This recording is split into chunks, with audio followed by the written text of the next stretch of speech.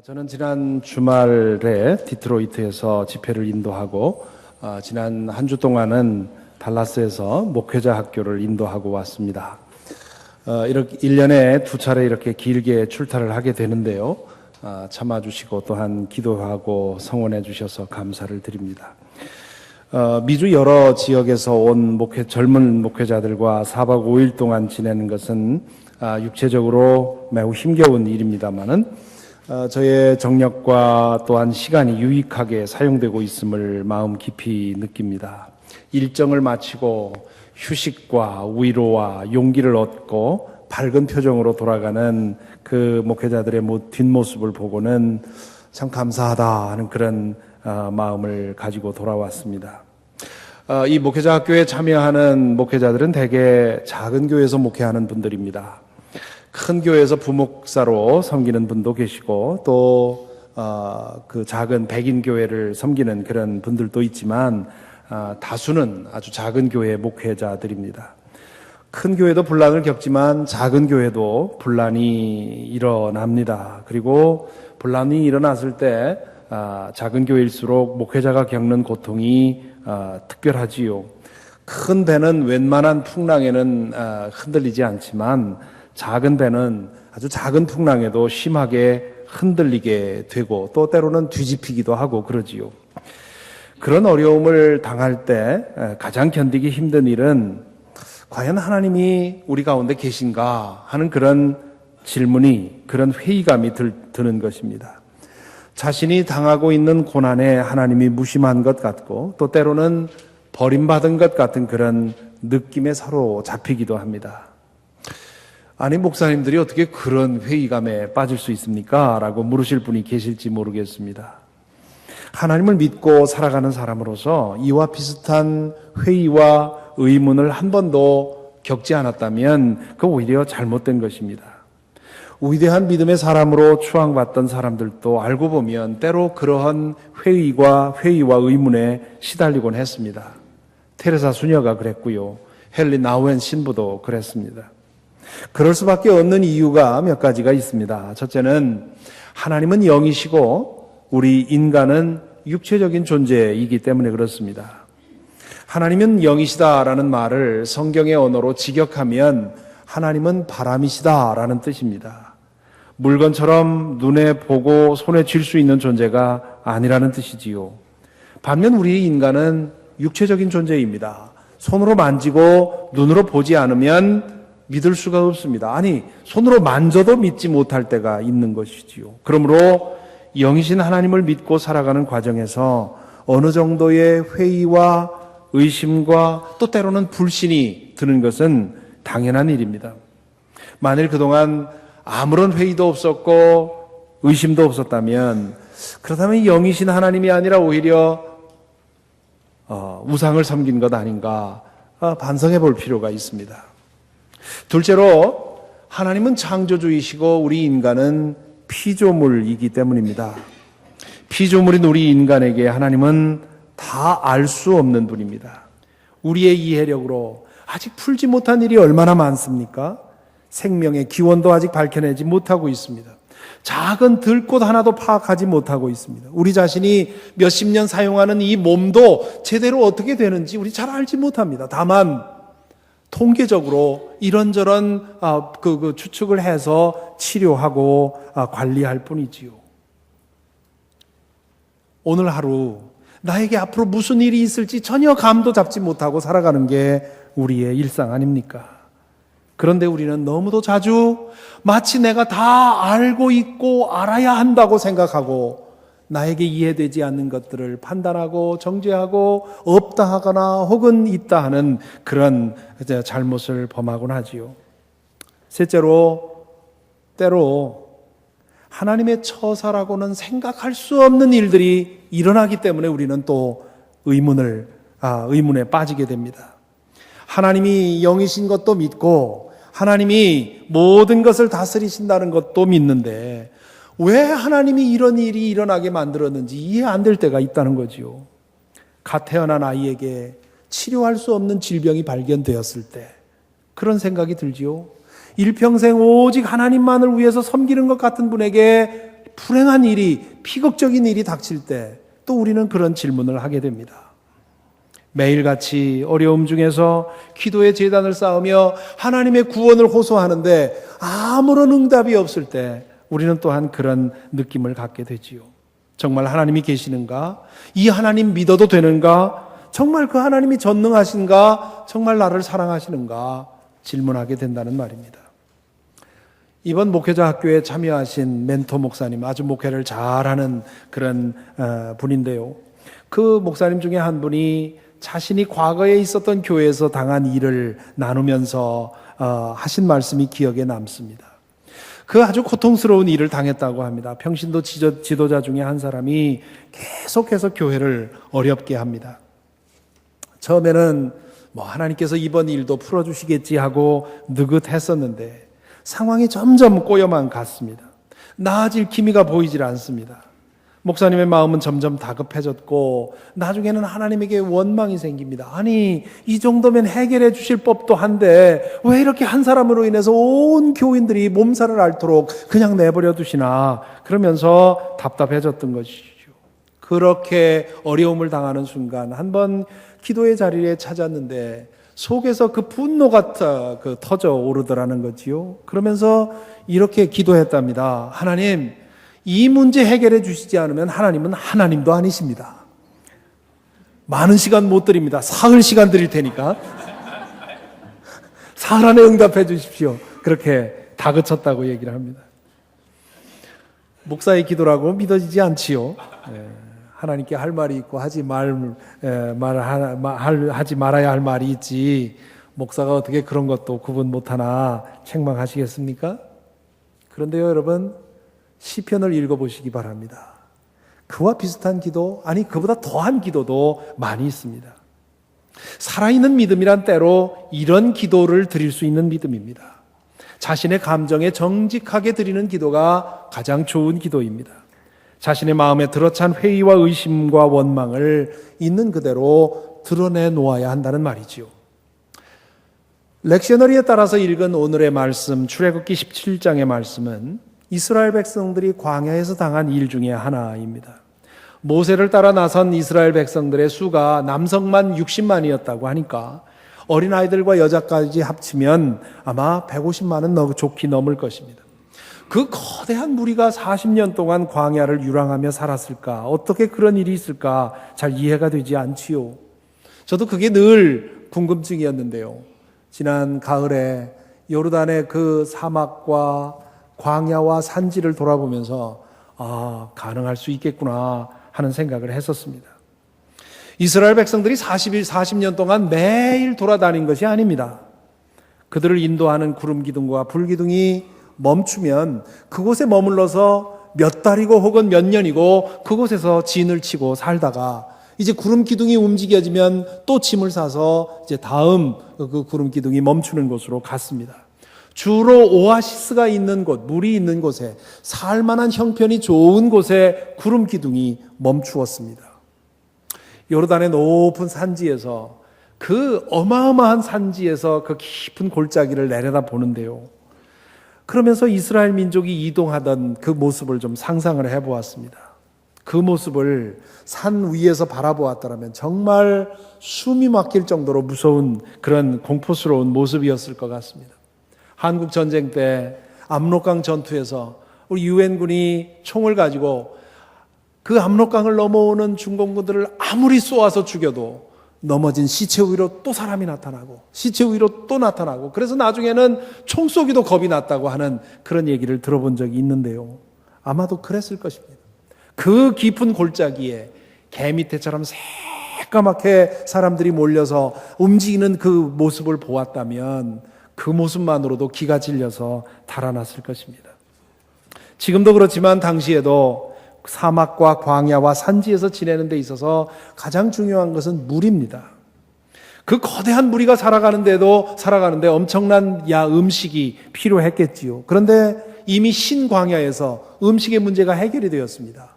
16장에 읽어보면 만나와 메추라기 이야기가 나오지요. 오늘 우리가 읽은 이야기는 이제 음식의 문제는 해결이 됐는데 물의 문제로 인해서 위기가 발생합니다. 르비딤이라고 하는 것이 어디인지 오늘날은 아직 확인이 되질 않았습니다. 여러 번 이 수천 년 동안 지명이 바뀌었기 때문에 르비딤이 어디인지 알지는 못합니다.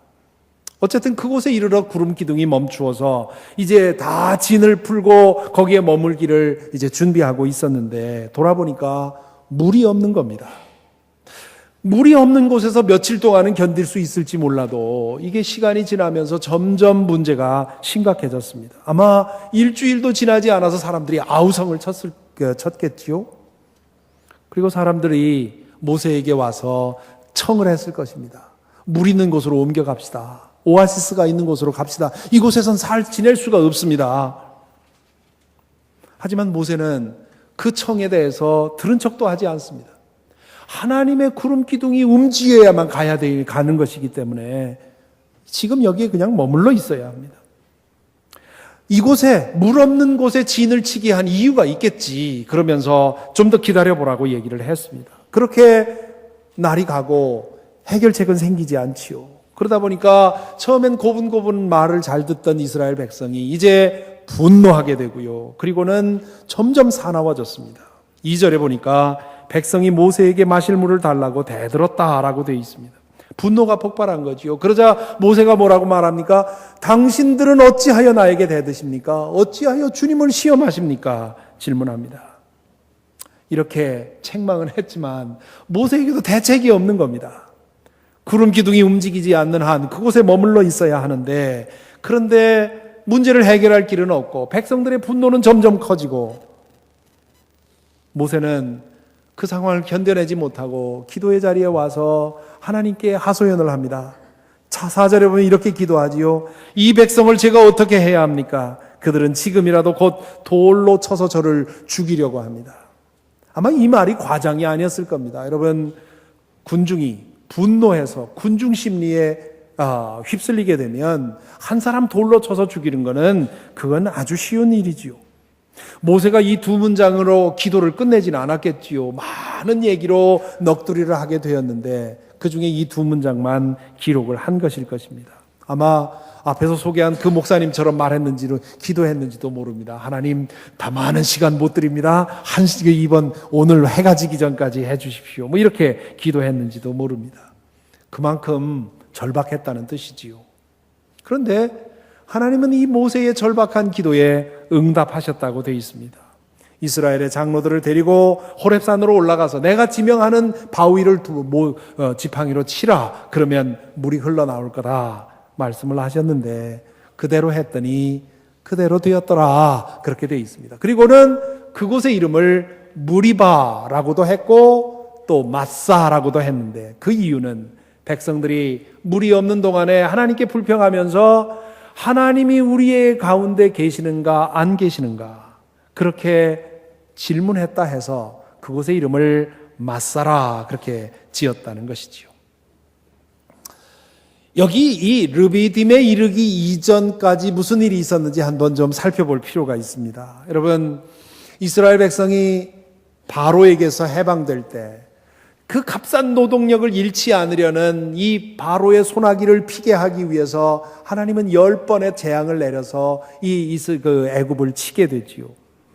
이제 이집트를 떠나 광야를 여행하면서 이스라엘 백성들은 많은 이적을 이미 보았습니다.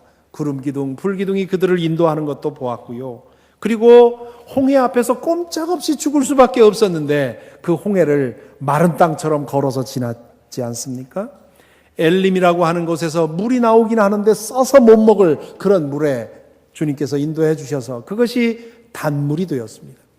단물이 됐다는 말을 설탕물이 된 것처럼 오해하지 마시기 바랍니다. 그건 며칠 못 먹습니다. 광야에서 그거 먹고 살려면 물이 달아서는 안 되고요. 단물이라고 하는 것은 아주 맛있는 그런 물을 말합니다. 얼마 전에는 만나와 메추라기를 통해서 매일 허기를 채우는 그런 기적도 경험을 했지요. 이게 며칠 사이로 계속 일어난 게 아닙니다. 출애굽기를 읽다 보면은 그게 계속 기록되어 있기 때문에 즉시 일어난 것처럼 보이지만 그 사이에는 몇 달 혹은 몇 년의 시간이 있었겠지요. 그런 일들을 통해서 이스라엘 백성들은 부인할 수 없이 하나님이 그들 가운데 인도하시고 이끌고 계시다는 사실을 믿었습니다. 그런데 물의 위기가 닥치자 그들은 그 모든 일에 대한 기억을 까맣게 잊고는 하나님이 우리 가운데 계시기라도 한 거냐, 그렇게 그 모세에게 대들었지요. 믿음의 여정을 걷는다는 것이 이런 것입니다. 한때는 하나님이 우리 가운데 계시다는 사실이 의심 없이 믿어질 때가 있습니다. 하나님이 계시는 것이 확실해 보이고 하나님이 나를 사랑하시고 돌보신다는 것이 너무 분명해 보입니다. 하나님께서 내 안에 일하시는 모습이 너무도 신비해서 지나가는 사람 붙들고 내 말 좀 들어보십시오. 하나님이 내 안에 어떻게 일하고 계신지 한번 들어보십시오라고 말하고 싶습니다. 이 하나님이 보이지 않는 손길로 역사하는 이 세상에서 그것을 보지 못하고 살아가는 모습이 너무도 안타까워서 제발 이 하나님 좀 믿으라고 또 전도도 하지요. 그런데요, 그러다가도 어느 때가 되면 정말 하나님이 우리 가운데 계신가? 라고 질문하게 되는 상황에 봉착하게 됩니다. 나에게는 일어나서는 안 될 것 같은 일이 일어날 때가 그렇습니다. 문제를 당해서 문제를 해결해 주시기를 간절히 기도하는데 아무리 부르짖고 눈물을 흘려도 아무 대답이 없을 때 그런 생각을 하게 되지요. 혹은 영적으로 무감각해질 때도 그렇고요. 아무것도 없는 것 같고 다 거짓말인 것 같아 보입니다. 그럴 때면 우리는 스스로에게 묻습니다. 우리 가운데 하나님이 계시는가 안 계시는가? 성경은 그것을 시험이라고 부릅니다. 두 가지 점에서 그것이 시험인데요. 첫째는 하나님께 대한 시험입니다. 내가 원하는 대로 하나님을 조종해 보려고 하는 시험이지요. 우리는 자주 우리가 원하는 방식대로 우리가 원하는 시간에 행동하시도록 하나님을 흔들려고 합니다. 그래야만 믿을 수 있겠다고 자극을 하지요. 앞에서 소개한 그 목사님처럼 많은 시간 못 드립니다. 제가 정한 시간 안에 응답해 주십시오라고 말하면서 하나님을 흔들고 하나님의 자리에 내려와서 내가 조종하는 로봇이 되기를 원합니다. 하나님이 하나님이라면 내가 조종할 수 없습니다. 내가 조종하는 대로 들어주는 하나님이라면 그 하나님은 하나님일 수가 없습니다. 그런데도 우리는 어려운 상황에 빠지면 하나님 제발 하나님 자리에서 내려와서 내 시종이 되어 주십시오라고 부탁하는 거지요. 둘째로 이것은 우리 자신에게도 시험입니다. 하나님께 시험을 함으로 인해서 진실로 시험을 당하는 사람은 우리 자신입니다. 하나님을 하나님으로 섬기지 못하게 하는 시험이지요.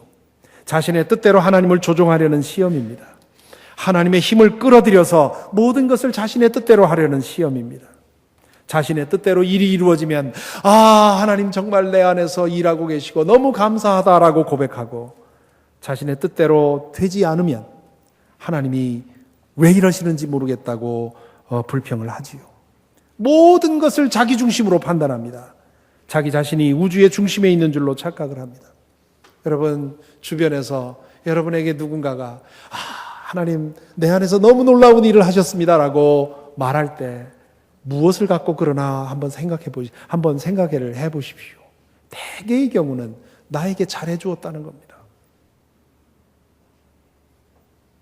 그게 잘못됐다는 것이 아니고요. 그렇게 된 것을 가지고 하나님이 역사하셨다고 얘기를 하고는 그런 일이 안 됐을 때는 안 했다고, 역사 안 하셨다고, 하나님 어디 있느냐고 질문하는 것이 문제인 것이지요. 이것은 믿음에 있어서 가장 심각한 시험입니다. 믿음은 나의 목적을 위해서 하나님의 힘을 끌어대어 쓰는 것이 아닙니다. 하나님을 의지하고 그분을 위해서 나를 드리는 것이지요. 나에게 어떤 일이 일어나느냐에 따라서 하나님이 있고 없고를 판단하는 것이 아닙니다. 나에게 일어나는 일을 기준으로 해서 하나님이 나를 사랑하네, 나를 미워하네 결론 내서는 안 된다는 말입니다. 믿음이란 나의 눈에 어찌 보이든지 혹은 나에게 어떤 일이 일어나든지 하나님이 우리 가운데 계시다는 사실을 인정하고 그분을 의지하고 살아가는 것입니다. 믿음의 핵심은 나의 뜻이 이루어지는 것이 아니라 하나님의 뜻이 나에게서 이루어지는 것입니다. 교회를 그렇게 어렵게 하는 이 한 사람으로 인해서 마음에 심한 고통을 받던 이 목사님은 하나님에게 이렇게 대드는 기도를 하면서 며칠을 지내는 동안에 그 마음에 하나님의 음성을 들었다고 합니다. 그 음성은 네가 미워하는 그 사람도 나는 사랑하고 있다. 그런 음성을 들려주시더라는 말이지요. 그 음성을 듣는 순간 그 목사님은 하나님께 회개하고 항복했습니다. 자신을 기준으로 판단했던 것을 회개했고요. 하나님이 사랑하시는 사람을 내가 누군데 내 마음으로 미워하고 판단하고 정죄했던 것, 그것을 하나님께 회개했다는 말입니다. 그렇게 회개하고 고백했을 때 상황은 똑같았지만 문제가 해결된 것을 발견하게 되었다는 것이지요. 오늘의 이 말씀은 하나님을 시험하지 말라는 경고의 말씀입니다. 그런데 이 말씀을 계속 묵상하다 보니까 이게 단순히 경고의 말씀만은 아닌 것을 알겠습니다. 여기에는 많은 위로가 담겨 있습니다. 그것이 왜 위로인가 하면요, 우리가 당할 수 있는 시험, 그게 공연한 것이 아니라는 사실을 이 이야기를 통해서 읽게 되기 때문입니다. 하나님을 시험하는 것은 분명 잘못하는 일입니다. 내가 원하는 대로 하나님을 조종하려고 하는 시도도 믿음의 위기라고 할 수 있습니다. 그런데 이 위기는 믿음의 길을 걷는 동안에 거칠 수밖에 없는 위기입니다. 앞에서도 언급했던 것처럼 믿음의 여정을 걷는 과정에서 하나님을 이용하려 하고 내 기준에 맞춰서 하나님에 대해서 있다 없다 판단하고 하나님이 나를 사랑하네 미워하네 판단하는 그런 일이 언제든지 일어날 수 있다는 말입니다. 육신의 한계를 가진 인간으로서 영이신 하나님을 의지하고 살아가는 여정에 그런 혼란과 착각과 오해가 없을 수가 없습니다. 우리의 두뇌로 결코 이해할 수 없는 사건이 끊임없이 일어나는 세상에서 우리는 때로 과연 하나님이 존재하시는가? 얼마 전에 나이지리아의 기독교인들이 그 근본주의적인 이슬람 교도들에 의해서 교회 전체가 불태워져서 시커멓게 타 죽은 그 사진을 누가 보내주었는데요. 그걸 보면서 하나님이 어디 계신가 질문할 수밖에 없죠. 그러므로 이런 혼란과 회의와 불신이 마음을 파고들 때 그것에 대해서 너무 놀라지 말아야 합니다. 자신의 믿음에 큰 문제가 생긴 것이 아닌가 두려워하지도 말아야 합니다. 이집트를 떠나 가나안 땅에 이르기까지 이스라엘 백성들은 이런 우여곡절을 여러 번 거쳤습니다. 어찌 보면 출애굽기에 그리고 출애굽기와 민수기의 이야기들은 우리의 믿음의 여정에서 겪을 수밖에 없는 일들을 미리 알려주는 것 아닌가 싶습니다. 그래서는 안 되지만 그럴지 않을 수 없는 것이 우리 인간이기 때문에 그렇습니다. 그런 상황을 직면할 때 우리는 그 모든 것을 기도의 자리로 가지고 나아가야 합니다. 기도의 자리에서 우리는 감정을 있는 그대로 하나님께 드러내야 합니다. 오늘 본문에서 모세는 하나님 앞에서 백성들로부터 돌에 맞아 죽을지도 모른다는 그런 두려움을 하나님 앞에 고백하고 있습니다. 그는 짐짓 강한 채 하지 않았습니다. 그것이 모세의 강점이었지요. 모세가 부름받는 이야기로부터 쭉 읽어보면 모세는 아주 소심한 사람이었습니다. 아주 내성적인 사람이었고요. 강한 사람이 못 되었습니다. 그래서 그는 문제 앞에 대할 때마다 두려움으로 인해서 몸을 떨었습니다. 그런데 그가 어떻게 그렇게 강한 일을 할 수 있었느냐? 하나님 앞에 그의 두려움과 그의 연약함과 그의 걱정을 끊임없이 있는 그대로 내놓았던 것입니다.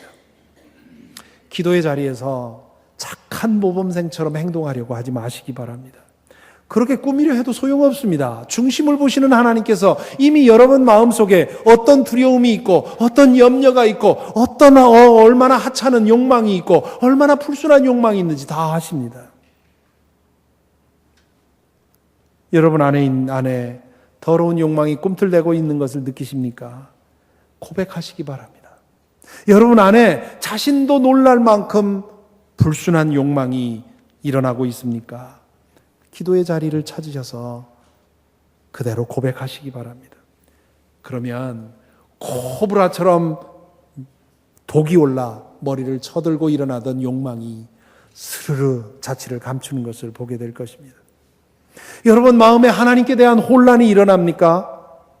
의문과 회의와 불신이 고개를 쳐듭니까? 여러분 그 문제 해결하기 위해서 책을 읽고 고민하고 누구와 토론하고 그래서는 결코 그 문제 해결할 수 없습니다. 기도의 자리를 찾으시고 그것을 하나님께 내어놓으시기 바랍니다. 있는 여러분의 심정을 그대로 고백하시기 바랍니다. 지금 당하고 있는 일로 인해서 분노가 일어납니까? 하나님이 야속하다고 생각하십니까? 그대로 여러분의 마음을 털어놓으십시오. 하나님, 이거 해도 너무하는 것 아닙니까? 언제까지 이러시려는 겁니까? 털어놓으시기 바랍니다. 이 오늘의 본문을 통해서 우리가 받는 위로가 또 하나 있습니다. 그런 형편없는 기도에 하나님께서 응답하시더라는 것이지요. 백성들의 의심과 불평과 분노로 인해서 모세가 기도의 자리를 찾지요. 그 자리에서 모세가 한 기도는 이건 형편없는 기도입니다. 도무지 하나님의 뜻에도 관심이 없고 오직 자신의 문제에만 붙들려 하는 기도입니다. 목이 마르니 물을 달라는 것이고 두려워 죽겠으니 나를 좀 보호해 달라는 그런 기도입니다. 그런데 하나님께서 그런 기도도 들어주시더라는 것이지요. 물론 하나님이 언제나 즉각적으로 이런 식으로 응답하는 것은 아닙니다. 사실 믿는 사람들 대부분은 하나님이 저 멀리에서 리모컨을 가지고 계시다가 우리가 기도를 통해서 요구하거나 그분을 감동시키면 그 리모컨을 눌러서 우리의 문제를 해결해 주시는 것처럼 오해를 합니다. 기도란 리모컨을 쥐고 있는 하나님의 손을 움직이는 것이 수단이라고 오해를 하지요. 그렇지 않습니다. 하나님은 이 모든 것을 지어놓고 저 멀리에서 우리를 지켜보면서 조종하는 분이 아니라 우리와 함께 거하시며 우리 안에 계시고 우리와 함께 울고 웃으시면서 문제를 함께 풀어가시는 분입니다.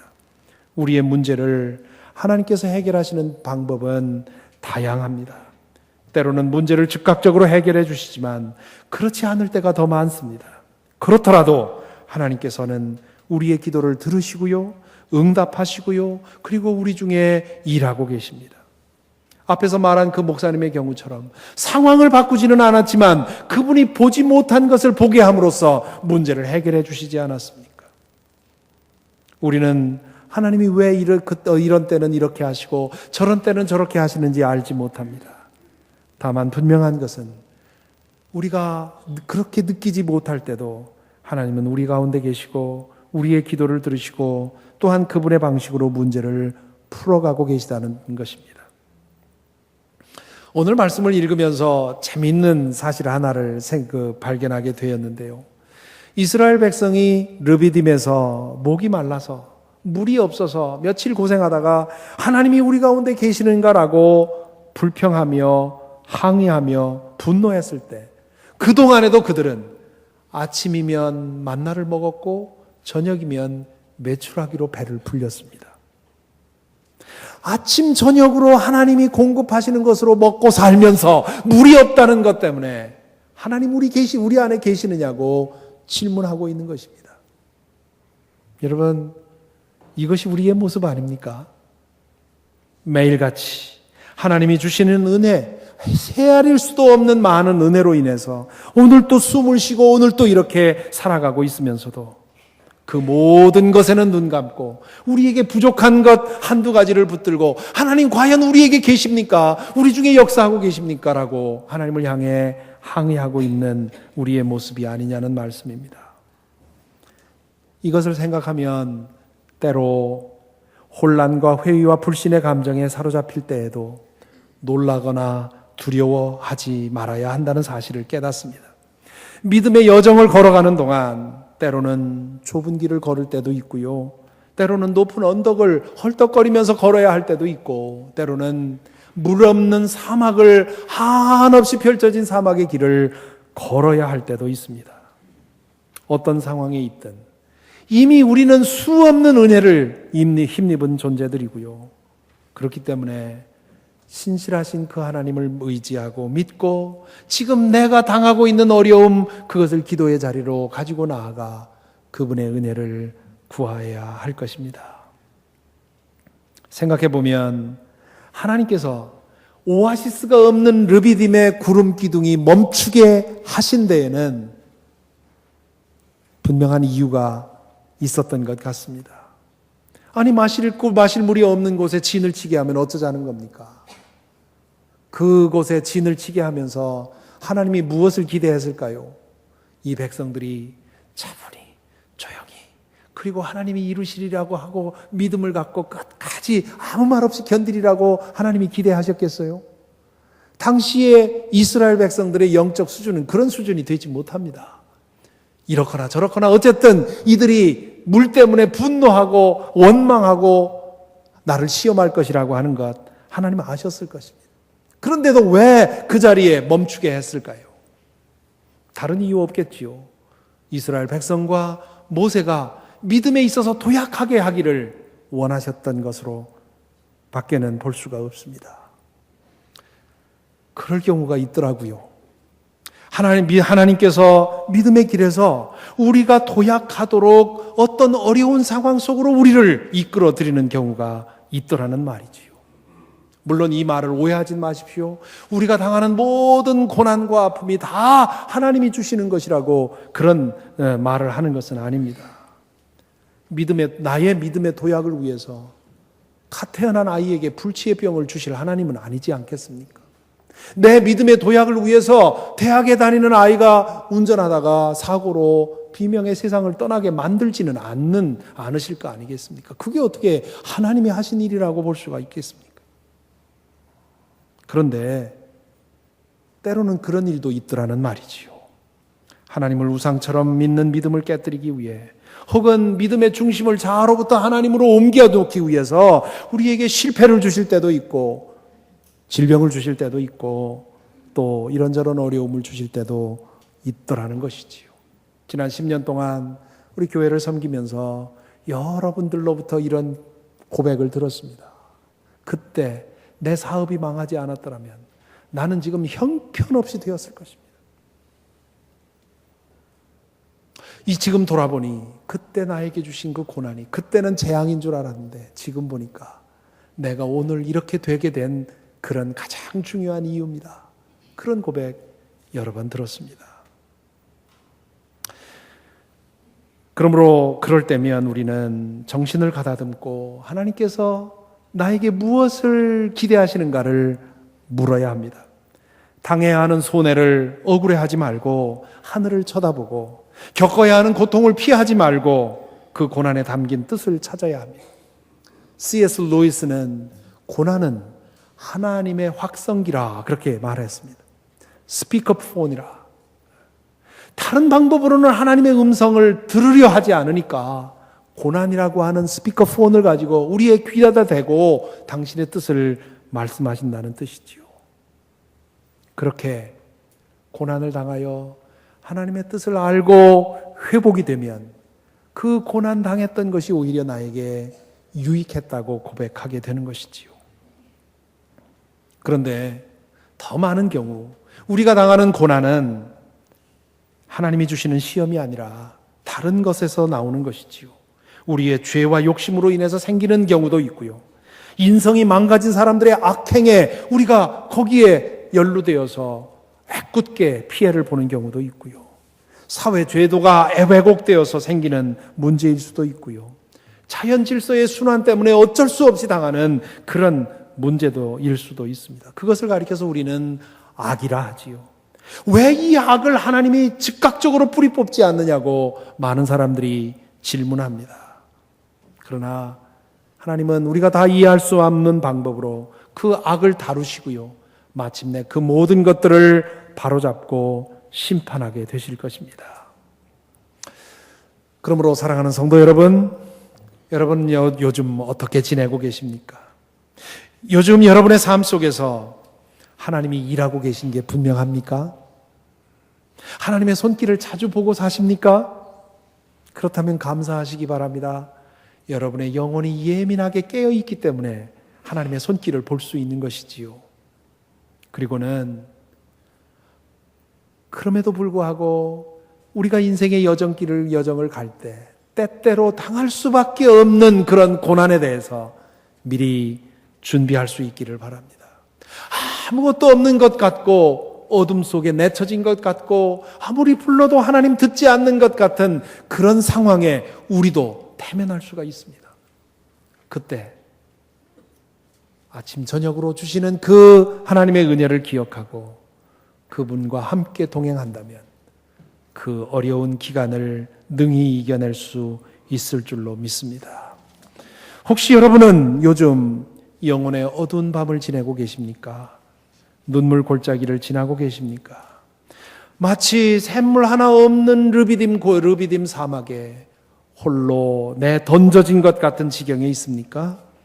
하나님께 올리는 기도는 허공을 치는 것 같고 하나님은 멀리 계신 것만 같습니까? 이스라엘 백성들처럼 정말 하나님이 우리 안에 계시기라도 하신가 질문하고 싶은 상황에 있습니까? 바로 그때가 기도의 자리를 찾을 때입니다. 그럴 때면 전에 하던 기도는 안 됩니다. 정상적인 기도가 되질 않아요. 저도 겪어봐서 압니다. 입이 떨어지지도 않고요. 아무 말도 나오지 않습니다. 그냥 여러분의 혼란한 마음, 흩어진 마음, 종잡을 수 없는 마음, 찢어진 마음, 굳어진 마음, 비통한 마음, 분노로 가득한 마음, 그 마음을 가지고 기도의 자리를 찾으시기 바랍니다. 그리고 있는 그 마음대로 하나님 앞에 여러분의 마음을 털어놓고 그 노래로 하든지 눈물로 하든지 여러분의 속마음을 내어놓으시기 바랍니다. 그렇게 기도의 자리를 찾을 때 오늘 하루 그 사막을 걸을 수 있는 힘을 주실 것이고요. 그렇게 하루하루 걷다 보면 어느새 사막을 지나 있는 우리 자신을 발견하게 될 것이고요. 사막 가운데서 샘물이 터지는 역사도 허락하실 줄로 믿습니다. 우리 눈에 어찌 보이든지 하나님은 우리 안에 일하고 계시기 때문입니다. 기도하겠습니다. 이 시간 잠시 묵상 가운데 우리 자신을 돌아보십시다. 여러분은 지금 어떠한 마음을 갖고 하나님을 대하고 계신가요? 이스라엘 백성들이 매일같이 아침에는 만나로 저녁에는 메추라기로 배를 불리면서도 물이 없는 것 그 하나 때문에 하나님 우리 가운데 계시냐고 질문했던 그 모습을 우리 자신에게서 보지 않습니까? 이 시간 우리 기도 가운데 하나님, 내게 하나님의 은혜에 대한 은혜에 눈뜨게 하옵소서, 회복시켜 주옵소서. 내가 얼마나 많은 은혜를 이미 힘입고 사는지 알게 하시고 나의 상황, 어려운 상황 속에서도 주님 의지하고 나아가게 하옵소서. 기도해야 되겠습니다. 이 시간 우리에게 은혜가 회복되는 그런 시간이 되기를 바랍니다. 잠시 기도하겠습니다.